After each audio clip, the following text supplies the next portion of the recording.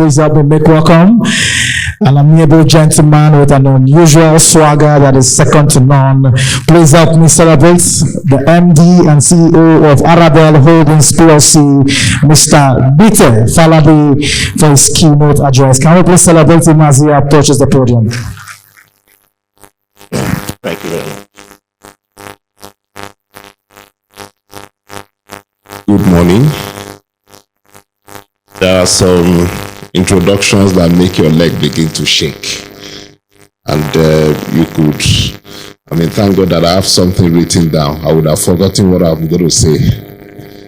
Thank you for being so kind and generous. Thank you, Dr. Okafor, for your energy, for your passion, and for what you continue to do. And thanks to everybody for making out time to be here. I will take this in two parts. The first one is a prepared speech, and I'm hoping that would stimulate some conversation that we can then have interactively for about 10 to 15 minutes. My name is Adegbite Falade. By the special grace of God, I am the Managing Director and Chief Executive Officer for Aradel Holdings PLC. Aradel Holdings PLC is an integrated energy company listed on the main board of the Nigerian Stock Exchange. It's a company that had been in existence for the past 33 years. We started off as a marginal field operator. We actually conceptualized the concept of modular field operations when we bilaterally negotiated with what was then known as Gulf Oil, which we know as Chevron today, and took a field from them in Ogbele, a field that interestingly at that time was deemed to have only 5 million barrels remaining resources. For those who know petroleum engineering well, you probably would say maybe you can extract 40% of that. After 20 years of continuous operation with 100% indigenous workforce, we have safely extracted 32 million barrels from that field. At the time we took over that field had no gas solution in place. And one of the things we did, we went into first oil in 2005. By 2012, we had put a gas gathering solution in place. And today, between 2012 and now, we have extracted and monetized over 120 billion scoff of gas from that field. And in the process, we have eliminated routine flaring from that field. But that's not all. We're a strong believer in value creation of our hydrocarbon resources. Historically, our industry had always been built around export just purely for revenue. The people who came to start this industry, their primary agenda was how they could take those hydrocarbon resources and use it for the energy security agenda of their home countries. And so it was all built around export. But we also pioneered the concept of modular refineries, and in 2010, we built the first train of our modular refinery, which at that time was 1,000 barrels per day topping plant producing AGO, but which we have since then expanded to the 11,000 barrels in capacity, doing multiple products. Run by 100% Nigerians. It's been in operation from 2010 till now. We do all our turnaround, maintenance, and everything by itself. We've not had any breakdown, and it continues to grow from strength to strength. And so a lot of what I'll be speaking about today will be leveraging some of our experience, some of what we have seen, and how that contributes to this topic today of what we can do to guarantee Africa's exit from energy poverty through natural gas project financing and development. And hopefully I will contextualize it a bit more around strategies and actionable steps looking at Nigeria. So let me go to my prepared speech. I'm not like Prof, who can speak offhand, and I'm also not like my dear brother, to the chairman of the CNG initiative, who also spoke of, and so I would just like to stay within script. Good morning, distinguished delegates, colleagues, and partners in Africa's energy transformation. Let me begin by expressing my sincere appreciation to Emogas for convening this second International Natural Gas-Based Industry Conference and Exhibition, EINGICE2025, bringing together policymakers, financiers, and innovators who are united by one common purpose, the purpose of how we accelerate Africa's energy progress. The former Secretary General of the United Nations, Ban Ki-moon, once said that energy is the golden thread that connects economic growth, that connects social equity and environmental sustainability. As true as it is, that golden thread today remains very fragile and frayed across much of our continent, Africa. Africa is home to some of the world's richest hydrocarbon resources. But at the same time, Africa is home also to the largest concentration of people living in energy poverty. Now, this is the paradox of plenty, where we flare what could power our industries and we import what we could produce at home. Today's theme, guaranteeing Africa's exit from energy poverty through natural gas project financing and development, is not just a topic. It is a call to re-engineer how we convert resource abundance into energy access, prosperity, and dignity for our people. The question before us today is simple, but it is urgent. And that question is, how do we turn Africa's gas wealth into light, into heat, into opportunity for every home, for every factory, for every child? Let me do a bit of defining what energy poverty means using some metrics. Energy poverty is not just a statistic. It is the daily reality of millions. The inability to access safe, reliable, and affordable energy in the quantity and in the quality required for modern life.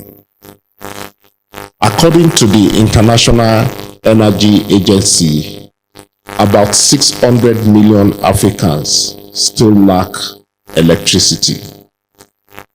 Of the almost 1.3 billion people we have on the continent, about 600 million today lack access to electricity. And nearly 900 million rely on biomass, such as charcoal and wood for cooking.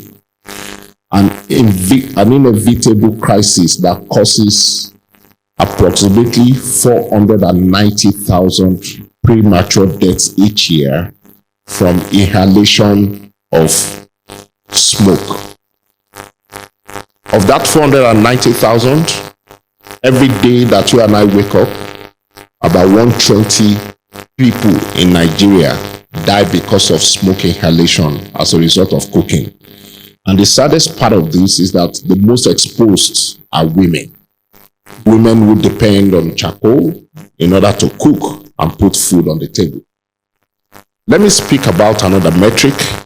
The average sub-Saharan African today, on the per capita basis, consumes just about 185 kilowatt hours of electricity per year.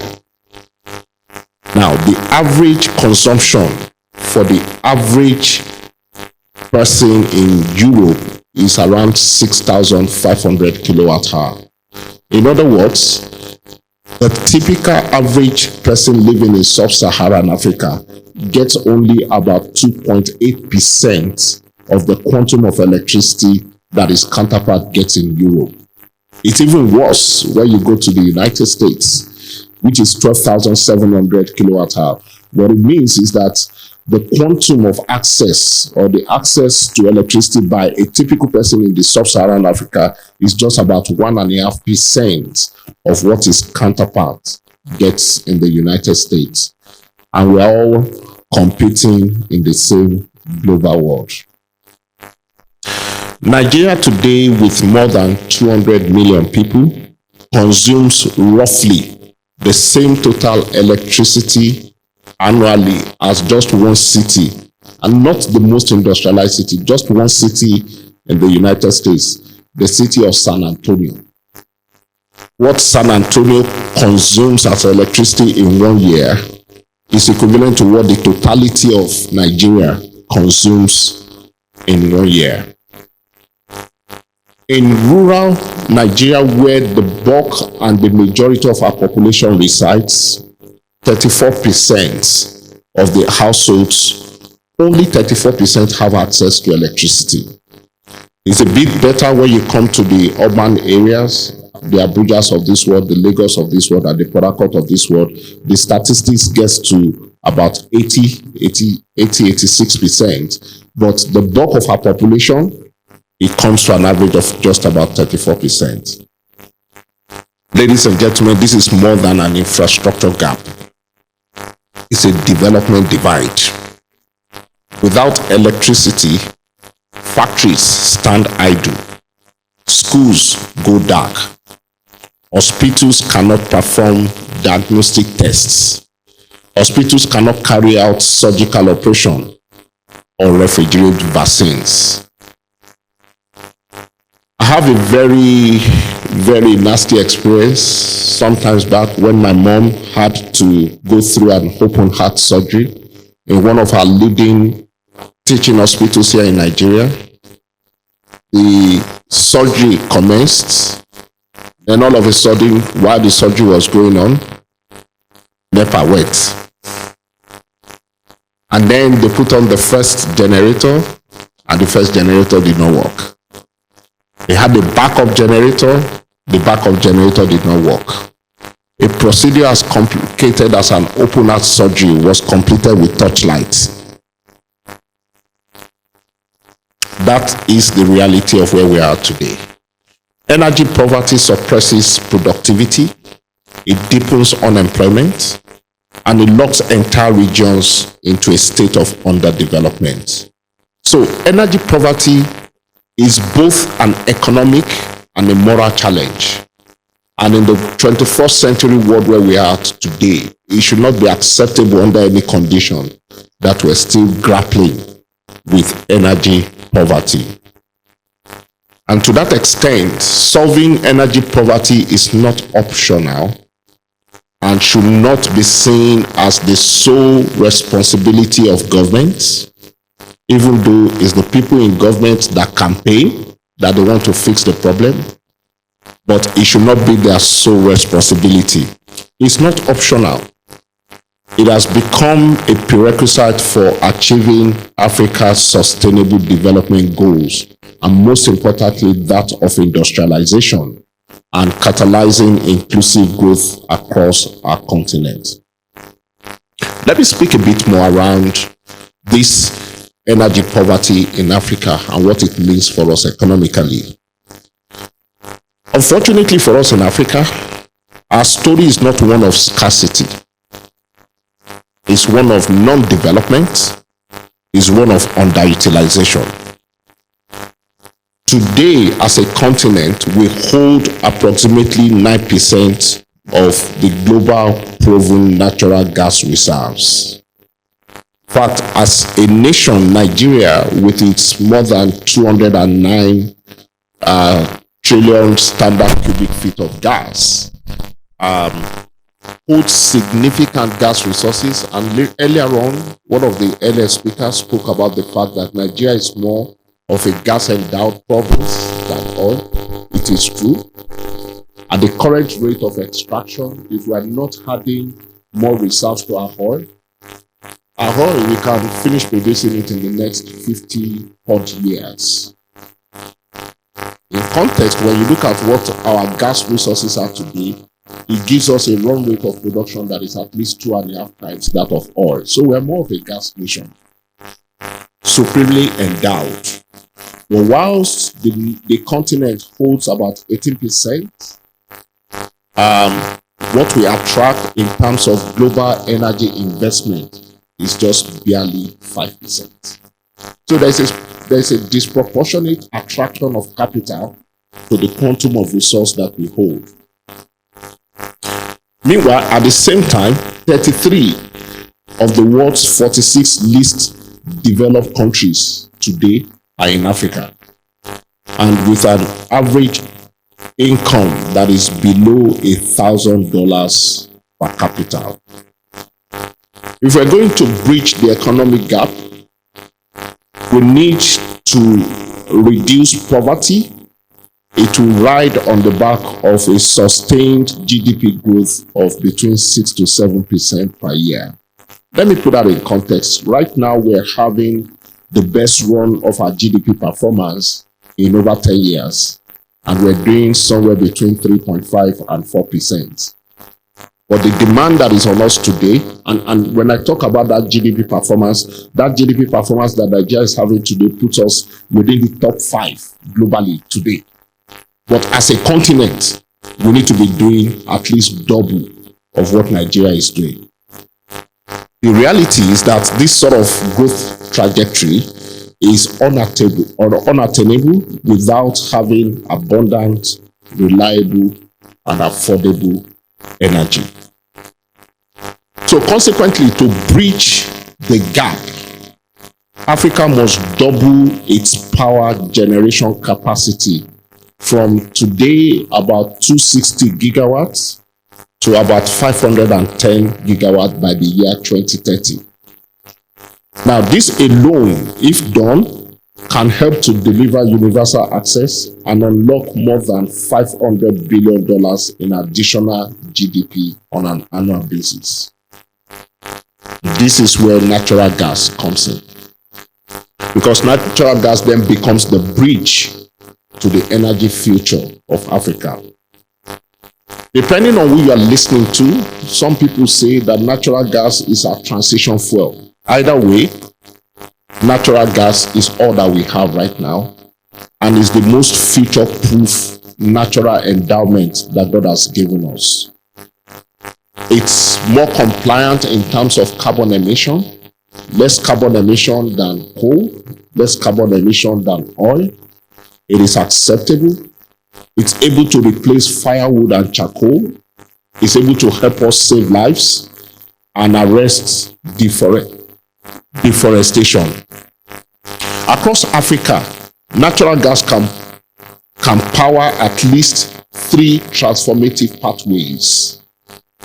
The first pathway is the pathway of electricity generation, where gas turbines can leverage natural gas to provide dependable baseload power that will complement the renewables of solar and wind. The second transformative pathway for natural gas is in industrial feedstock. An earlier speaker mentioned that we have only one major petrochemical industry in Nigeria today.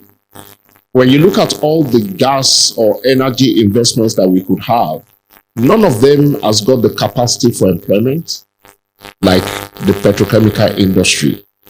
And the products from petrochemical industries speak to what we need on a daily basis, including products in the pharmaceuticals, including products in the agricultural sector. Today, whilst revenue from oil and gas barely accounts for about 8% of our GDP, the biggest contributor to our GDP today is agriculture. But natural gas can make that impact a whole lot more, with investment in the petrochemicals resulting into fertilizers, ureas, and the likes of this world. For a continent that has the largest concentration of arable land, natural gas can be that engine that helps us to unleash our capacity and makes us as a continent to be the food basket of the whole world. The third transformative pathway that natural gas can help us serve is in the clean cooking and household usage. With natural gas, we can expand the adoption of LPG for cooking, which will displace the biomasses, which will reduce deforestation and cut household air pollution that causes nearly 500,000 Africans to die each year. Let me state, for the avoidance of doubt, that natural gas is not an enemy or rival of renewables. The reality is that if Africa is to triple its gas usage, it will still also continue to increase the utilization of renewable energy many more times. And when we manage it responsibly, gas will continue to fuel industry. Can I say this? That today, the focus largely of our oil when we started was seen more from revenue generation. And until Mr. Dangote came with the investment in the refinery, we were just happy taking our oil and just sending it out. And they create value there, employ thousands of people, hundreds of thousands of people, and send it back to us. Our gas, for the most part, was actually not considered an economically viable product of our hydrocarbon basin. For the most part, the bulk of our gas was being consumed by geothermal plants. For the most part, until 2010, the pricing of our gas was extremely inferior. At a point, it was 10 naira per thousand scoff. And NEPA was not even paying it. The upstream producers were not incentivized to invest in gas. However, the biggest value that gas brings to us, it is capacity to industrialize. With gas, it can become that fuel, that pathway on which power generation grows. It can become that pathway on which petrochemical industries grow. It can be that pathway that continues to give birth to many derivative industries. And when you look at the domino impact of employment generation, tax payment to government, it then begins to become crystal clear the value that gas brings to our economic development. There is a major reason why the multinationals who started our industry were not invested in gas. Because unlike the dynamics of crude oil, where once you bring the crude oil to the surface, there is somebody willing to buy. In fact, they are ready to pay you in advance for what you have not produced. The monetization of gas requires significant investment in critical gas infrastructure. For you to be able to domesticate and use gas for industrialization, whether within Nigeria or Africa, there is large-scale investment that must happen in terms of transmission pipelines, that must happen in form of building out city domestic grid that takes it to the last mile. And that is a development which is of no benefit to the expatriates who came to start our industry. And that is the area we need to focus on today. Unlike oil, for gas, before you go into the development, you actually have to first of all go and sell the gas. You need to find an off-taker. You need to agree so many things. There are all kinds of contracts. There is a value chain to it.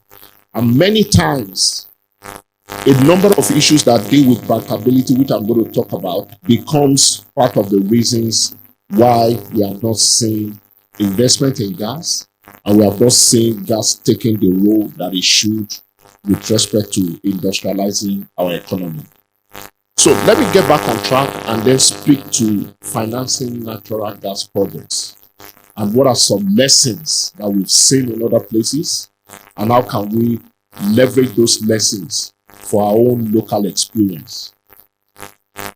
I must say that no conversation about Africa's energy transition is complete without addressing the financing gap. Gas development is capital intensive, requiring billions in upfront investment with long payback periods and requiring very stable policy environments in order to attract private capital.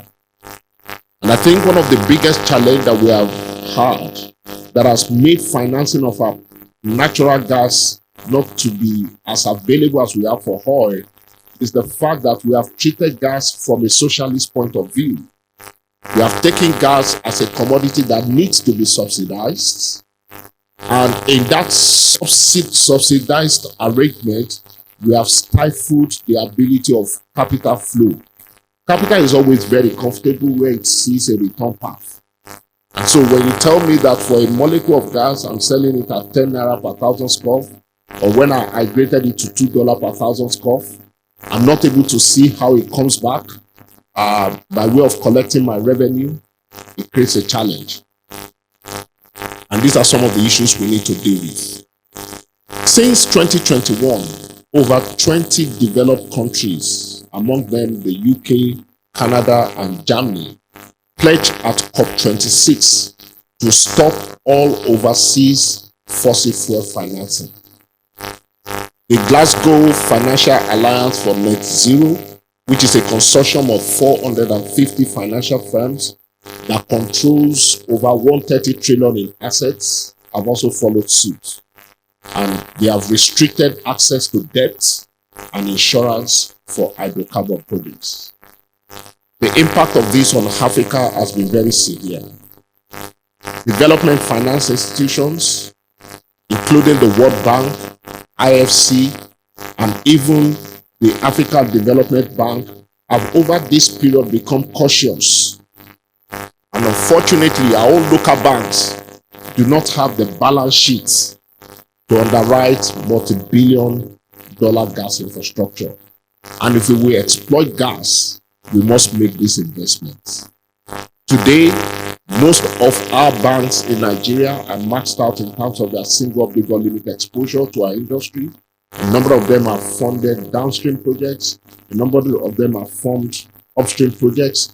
Collectively, their balance sheet and what they have left is insufficient to underwrite the check. Let me put it this way. Today, the cumulative length of our gas transmission pipelines that we have in this country is under 3,000 kilometers. Given our geography, given our resource endowment, and where we should be going to, we need to have minimum about 10,000 kilometers of gas transmission pipeline. When you look at what that will cost, that runs into tens of billions of dollars to fund it.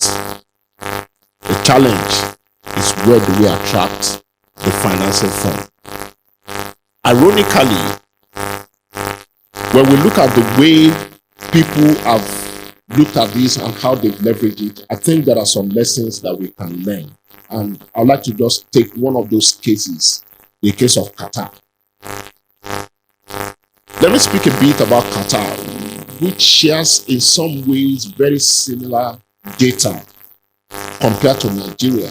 And now Qatar has been able to leverage its abundance of gas endowment to move itself to energy prosperity. Today, Qatar holds about 12% of the global gas reserves. And it makes it one of the, today it exports about 77 million tons of LNG annually, and makes it one of the world's top 3 suppliers of LNG. You know, Qatar is very interesting as a case study. When Nigeria went on and we built our trains, our LNG trains 1 to 6, which became possible as a result of some enable policies and fiscals of government, we scaled up to about 22 million metric tons per annum. Fantastic, we were in the top 3. And then whilst we were looking at it, Qatar came on the scene, and Qatar started growing. While we were looking at it, Australia came on the scene. Australia started growing. After about over 20 years of struggling with trains 1 to 6, we eventually, after 30 years of commencing, took our final investment decision in our own LNG to scale up from 22 million metric tons per annum to 30 million metric tons per annum. by about 7 or 8 million metric tons. In the same year that we were taking that investment decision, Qatar decided to scale up their own by 30 million in one single go. Just to put it in context, where we are with respect to Qatar. Today, Qatar has about 4 times the resource endowment that Nigeria has.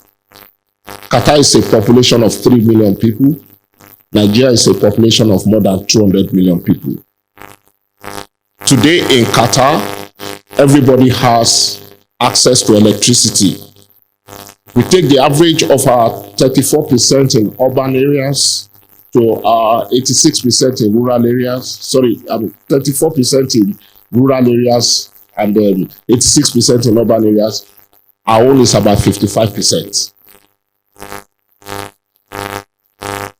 The one key thing that has helped Qatar is that Qatar has in place a stable Vision 2030 framework.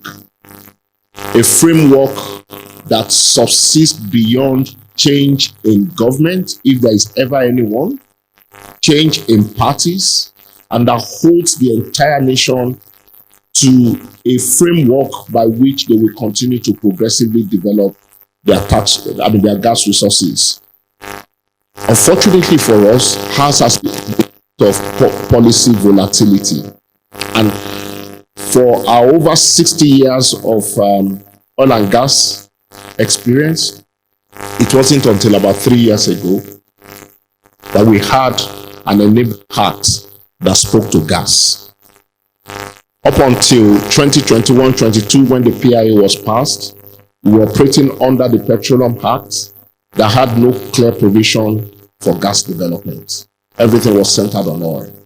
And even after the promulgation of the PIA, it has taken the government of the day to make certain executive orders in order to even address some of the gaps. Some of the gaps, like how do you price the deep water gas, the PSC gas, in order to make sure that we can leverage gas for industrialization. So we are way behind from a policy point of view. But when it comes to financing, Qatar has done something that is very innovative. Qatar provides state-backed sovereign guarantees and long-term offtake contracts. What this does is to help those who are producing the molecules to have the comfort that if you can produce it, there is a credit backstop that makes sure that our investment works. Unfortunately, in our own climb in Nigeria and in Africa, what we have is serious capital constraints and currency risk. Somebody wants to take gas from you, but he doesn't want to sign more than 2-year offtake agreements. Meanwhile, it will take minimum 10 to 20 years of continuous supply to make that investment work. So there is something that is broken there that we need to fix in order to attract the financing that we need for our industry. And then we'll talk about some local issues in our own jurisdiction that includes pipeline vandalism, among other things. For many years, gas lines were out of touch. When people vandalize your pipeline, they vandalize the oil pipeline and the product pipeline, because if you take the product, there is some economic benefit. People hardly touch gas pipeline. But guess what? Of recent, gas pipelines too are coming under attack. People are cleverly and expertly vandalizing gas pipeline at positions that allow them to take condensates. And we've started facing it. In quick succession early this year, NLNG had to shut down some of their transmission pipelines because they've been vandalized to the point of becoming non-safe. This just continues to compound our ability to attract the right capital. Let me say that Qatar's journey offers 5 transferable lessons for us if we're going to attract capital into gas development. Number one lesson is Qatar taught us or is teaching us that we can leverage the export revenues that we are generating from our gas to fund domestic infrastructure. Let me say this: no foreigner is coming to build out our gas grid. No foreigner, because there is no benefit for them. What Qatar did very intelligently was to leverage the revenue they were getting from their LNG exports in order to fund the build out of their domestic infrastructure. Qatar reinvests LNG profits into domestic grid, into LNG expansion, and into social projects. Similarly, Nigeria could earmark a percentage of our LNG earnings for gas to power and pipeline development. The reality today is that building out of those transmission pipelines will never be economic for any single investor. Government must make it a decision to step into that space by reinvesting some of these export revenues. The second transferable lesson we can learn from the Qatar experience is that institutional continuity through long-term vision is the way to go. As I mentioned earlier on, Qatar long ago promulgated the Qatar Vision 2030 that provides policy stability beyond political cycles, which is a model that Nigeria and Africa can emulate as we go through multi-decade national energy plans. The third lesson is that Qatar provided sovereign guarantees and credit enhancements. There is nothing bad in offering sovereign guarantees to enhance investor confidence, but we should provide them for transformative projects, development projects, like building out our gas backbone. And what this does is that it de-risks projects and lowers borrowing costs. And African nations can borrow a leaf from this book and develop partial risk guarantees either through their own sovereign bond structures or working in partnership with AFDB in order to make financing more attractive into our continent for gas development. The fourth lesson that Qatar carried out was that Qatar went ahead to electrify industrial clusters first. They started off by looking at the industrial clusters and created 100% electricity availability for them. And those ones in turn started boosting the economy, and then Qatar then started expanding outwards. Qatar electrified dense urban clusters and industrial zones first before they went into rural expansion. This is a lesson that Africa can replicate through sequencing, starting from industrial corridors to create the gas hubs that provides the economic development, that provides the revenue, that provides everything that we can then extend to more rural areas. Essentially, electricity and gas development cannot be treated as a social service. We cannot be socialist about it because it's too capital intensive. The fifth transferable lesson from Qatar is that Qatar treated gas as a development fuel. For them, it wasn't just an export commodity to just bring in dollar. It was a leverage to develop the economic fabric and to build out infrastructure. Qatar used gas to build a competitive industrial base before they started scaling their exports. Africa must do the same as we choose to drive fertilizer, petrochemical, and power industries.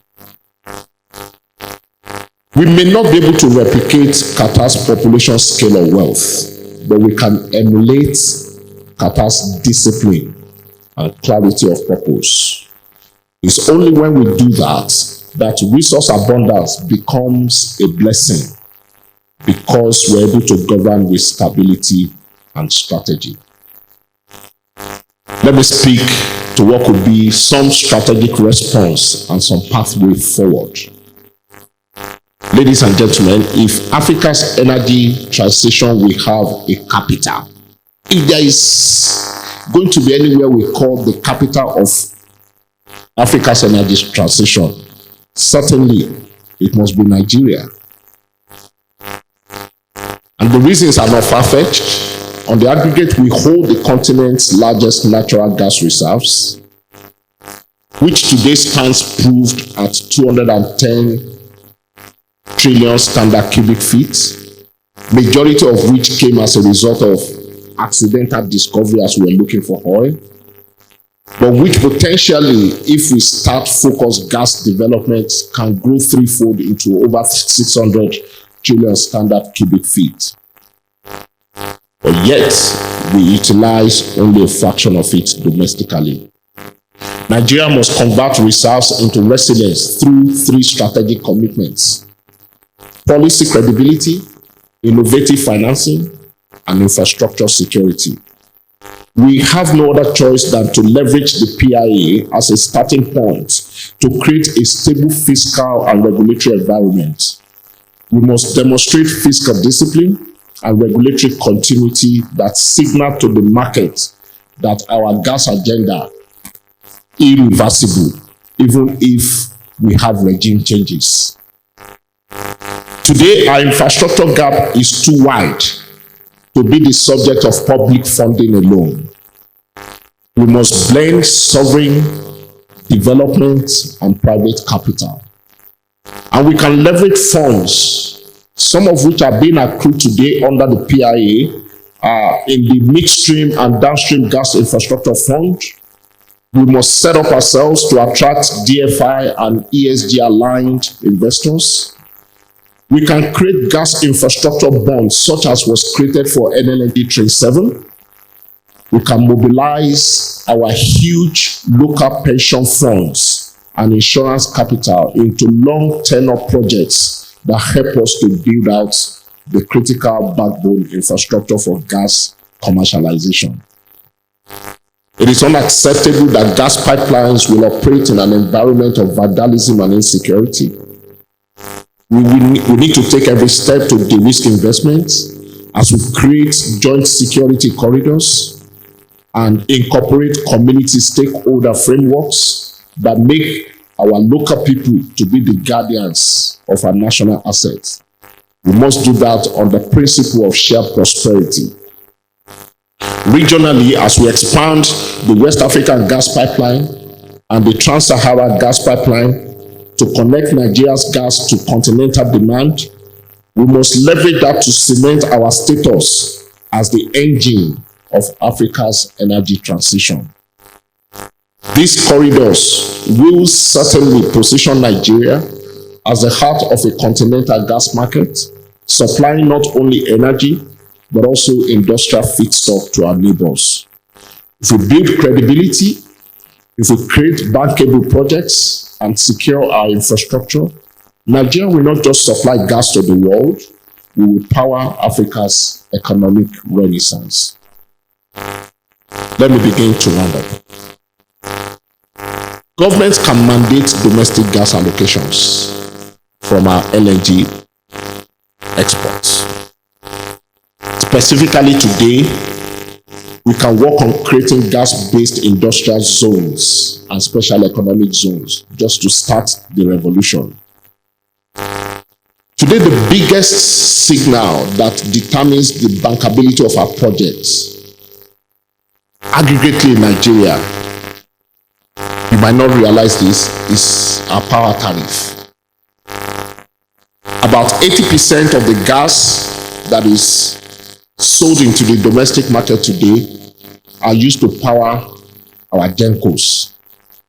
So we have what we call the PHCN effect. What that means is that the fortunes of our upstream gas is linked to what happens in our power sector. And until our power sector continues or finds itself where we are paying cost-reflective tariffs, the guy at the foot of the chain in the upstream gas development does not have the confidence to continue to invest in gas development. I know that the issue of power tariff is an emotive one because of our tendency to make power a social service rather than a bankable investment. But there is so much as a nation that we're losing because the right signals are not coming from our power tariff to make the entire gas to power value chain to work. There is so much we are leaving on the table because of the potential in being able being unable to generate more gas for power generation. There was a study that I read that was carried out by the Presidential Task Force, 2010. It established that as at that time, the gap to potential of our GDP as a result of insufficient power stood at about $130 billion to our GDP as at 2010. Your guess is as good as mine as to what we are leaving on the table when we are unable to solve the investment in gas and in power to give us more electricity. So we have no choice than to move tariffs towards cost reflectivity in order to attract private investment. Until we do that, the only capital that will be available for our main backbone gas and power will just be that of government. Unfortunately, the balance sheet of our government today is insufficient for the scale of financing that we require. As investors and developers, it's imperative that we continue to focus on modular CNG, on mini LNG.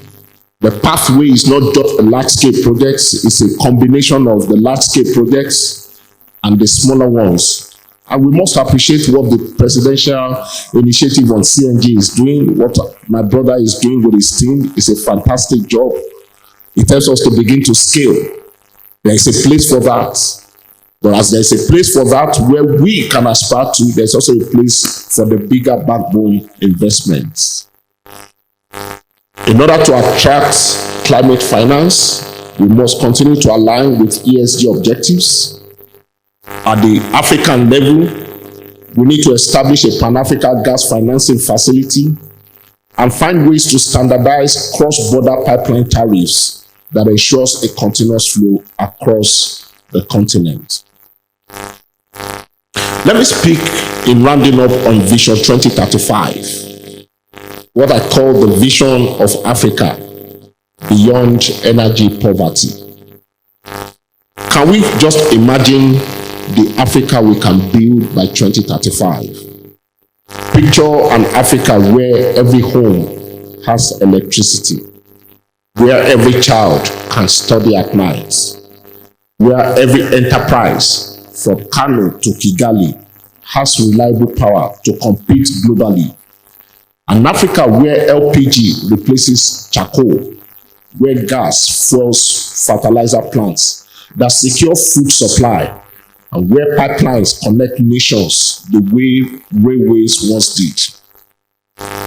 If Africa is able to double its power capacity to 510 gigawatts by 2030, universal electricity access becomes attainable. The economic impact will be transformational, adding an estimated $500 billion to regional GDP on an annual basis. By 2035, Nigeria could stand as West Africa's integrated energy hub, producing and processing its gas, exporting LNG, powering industry through CNG and LPG, and supplying neighbors through the West African gas pipeline and the Trans-Sahara gas pipelines. Biomass dependence will fall by 40%. Hybrid mini-grids will extend access into the rural areas. Ladies and gentlemen, this is not an impossible dream. It is the inevitable result of aligning policy, finance, and purpose.